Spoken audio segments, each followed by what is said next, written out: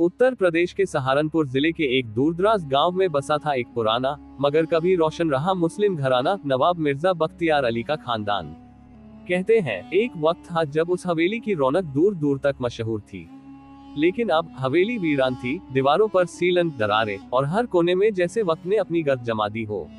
लोग उस जगह से दूर भागते थे। वजह, वहाँ कुछ ऐसा था जो सिर्फ नजर नहीं आता था, महसूस भी होता था, एक रूह जो चैन से नहीं थी। इस हवेली में अब कोई नहीं रहता था, सिवाय हाजी सलीम मियाँ के छोटे बेटे यूसुफ के, जो हाल ही में शहर से लौटकर आया था। वह पढ़ा लिखा था, दिल्ली से MA करके लौटा था और अब चाहता था कि अपने बाप दादा की इस विरासत को दोबारा जिंदा करे। लोगों ने उसे बहुत मना किया, हवेली में मत रहो, वहाँ कुछ है। मगर यूसुफ ने इन बातों को अंधविश्वास कहकर टाल दिया। पहली रात चांदनी रात थी। हवेली के चारों ओर जामुन के पेड़ों की सरसराहट थी।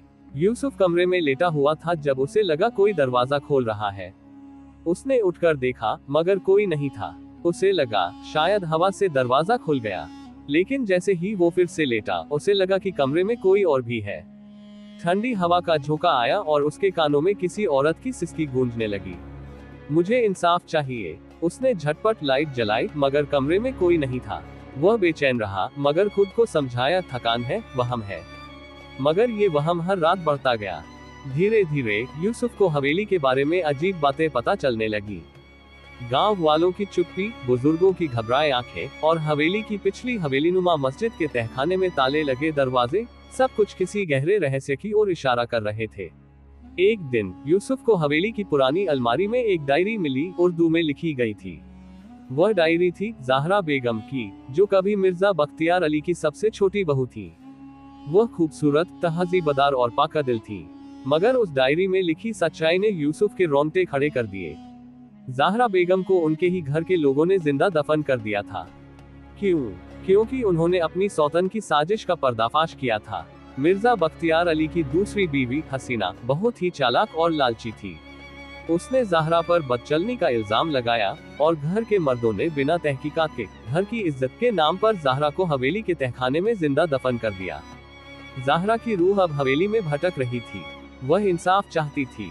यूसुफ को समझ आ गया कि ये सिर्फ एक भूतिया कहानी नहीं, बल्कि एक बेकसूर औरत की सच्ची चीख है, जिसे दफन कर दिया गया मगर उसका दर्द मिटाया नहीं गया। वह अब इंसाफ के लिए लौट आई थी। अब यूसुफ के सामने दो रास्ते थे, या तो वो डर कर भाग जाए या फिर इस रूह को सुकून दे। उसने दूसरा रास्ता चुना। उसने पुरानी किताबें पढ़ी, मौलवियों से बात की और धीरे धीरे हवेली में नमाज और कुरान शरीफ की तिलावत शुरू करवाई। लेकिन ज़हरा की रूह अभी भी बेचैन थी। वो हर रात आती, कभी रोती, कभी दीवारों पर खून से नाम लिख देती, हसीना मिर्जा खून। एक रात यूसुफ ने हिम्मत करके तहखाना खोलने का फैसला किया। तहखाना बंद था सालों से।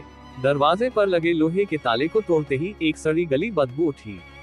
भीतर गया तो वहां जमीन में एक जगह अलग दिख रही थी, मिट्टी ढीली थी। जब खुदाई करवाई तो वहां से एक कंकाल निकला और साथ में एक टूटी हुई अंगूठी जिस पर ZB खुदा था। गांव में सनसनी फैल गई। पुलिस को बुलाया गया और जब तहकीकात हुई तो मिर्जा अली के पुराने नौकर करीम मियां ने सब राज उगल दिए। हसीना बेगम ने ज़हरा पर झूठा इल्जाम लगवाया था क्योंकि मिर्जा साहब ज़हरा से ज्यादा मोहब्बत करते थे। करीम मियां का बयान रिकॉर्ड हुआ, केस दर्ज हुआ और ज़हरा को कब्रिस्तान में इज्जत के साथ दफनाया गया। उसी रात हवेली में पहली बार कोई चीख नहीं गूंजी। हवा ठहर सी गई, जैसे किसी रूह को सुकून मिल गया हो। मगर कहानी यही खत्म नहीं होती। करीम मियां ने अपने बयान के बाद ही आत्महत्या कर ली और एक दिन जब हसीना बेगम के पोते का निकाह होने वाला था, तभी उसकी दुल्हन बेमौत मर गई, बिना वजह, बिना चोट के। डॉक्टर समझ नहीं पाए मगर घर वालों ने देखा ज़हरा की रूह एक बार फिर लौट आई थी। यूसुफ ने समझ लिया कि इंसाफ सिर्फ एक कब्र से नहीं मिलता। जिन लोगों ने ज़हरा के साथ गलत किया था, उनकी नस्लें अब उसकी रूह के निशाने पर थी। एक एक करके मिर्जा अली की औलादें या तो पागल होने लगी या मर गई। हवेली फिर से वीरान हो गई। यूसुफ आखिरी वारिस था, मगर वह बचा क्योंकि उसने ज़हरा को इज्जत दी थी, इंसाफ दिलाया था। हवेली के सबसे अंदर वाले कमरे में एक छोटी सी मजार बनवाई गई, बेबुनियाद इल्जाम की शहीदा ज़हरा बेगम। अब भी जो हवेली में झांकता है, उसे कभी एक औरत का सफेद लिबास हवा में लहराता नजर आता है, मगर वह भटकती नहीं, बस पहरा देती है कि कोई और बेटी, कोई और बेगम फिर से ना दफनाई जाए बिना सुने।